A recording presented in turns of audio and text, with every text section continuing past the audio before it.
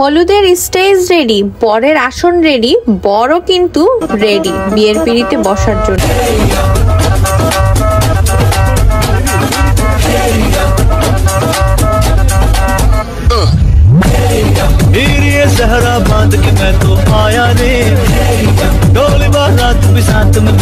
বয়সে কিন্তু বড় হলেও সম্পর্কে আমি তার ভাবি। এই হচ্ছে আমাদের বিউটিফুল খালামুনি। হলুদের প্রোগ্রাম মানে আনন্দ, উৎসব আর অনেক ইমোশনাল কিছু ব্যাপার। নাচ গানা তো থাকবেই হলুদের প্রোগ্রামে, আরো থাকবে ছবি তোলা আর অনেক বেশি ফান।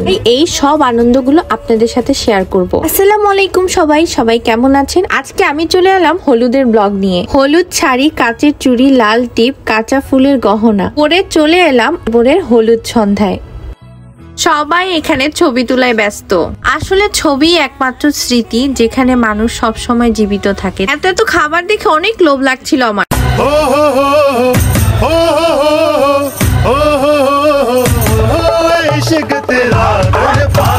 নাচতে নাচতে সবাই মিলে মজা করতে করতে হলুদের প্রোগ্রামের জন্য বরকে নিয়ে এন্ট্রি করলাম। আমার সব থেকে হলুদের প্রোগ্রাম বেশি ভালো লাগে। মনে হয় কেউ যদি বিয়েতে দাওয়াত না দিয়ে শুধু হলুদেই দাওয়াত দিত তাহলে কত মজা হতো। কেকের সাথে সাথে আরো বিভিন্ন রকমের আইটেম ছিল হলুদের সামনে দেওয়ার জন্য। ফটোগ্রাফার ভাইয়ার ডিরেকশনে আমরা সবাই এক এক করে এক এক আইটেম নিয়ে এসে টেবিলের উপরে রাখছিলাম। দেখেই অনেক সুন্দর লাগছিল, আবার লোভও লাগছিল যে ইস কখন ট্রাই করবো এগুলো। বরের মার হলুদ দেওয়ার কমপ্লিট হলে সব মুরব্বীরা একসাথে হলুদ দেয়। তারপর শিশিরকে বললাম চলো আমিও হলুদ দিব বরকে।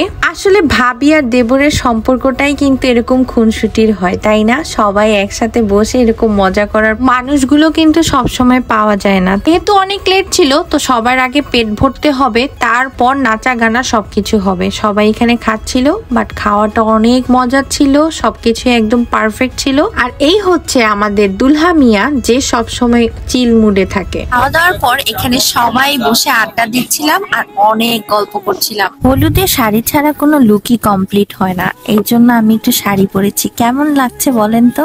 এখনই আমাদের শুরু হয়ে গেল হলুদের মেন আকর্ষণ।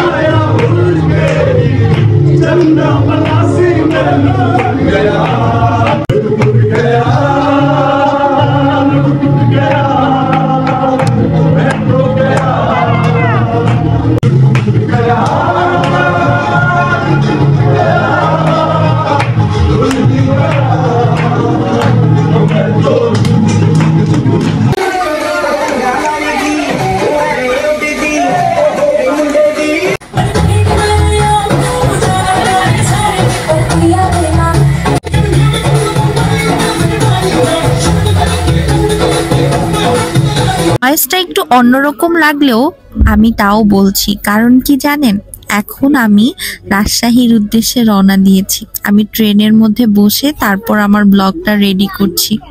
যাই হোক, এরকম হাসি খুশি সবাই আনন্দের মাঝখানে আমরা আমাদের এই হলুদের প্রোগ্রামটা শেষ করলাম। নেক্সট ব্লগটা কিন্তু আরো অনেক বেশি এক্সাইটেড হচ্ছে, কিন্তু আমরা বিয়ের ব্লগ নিয়ে হাজির হয়ে যাব। সো সবাই ভালো থাকেন, আল্লাহ হাফেজ।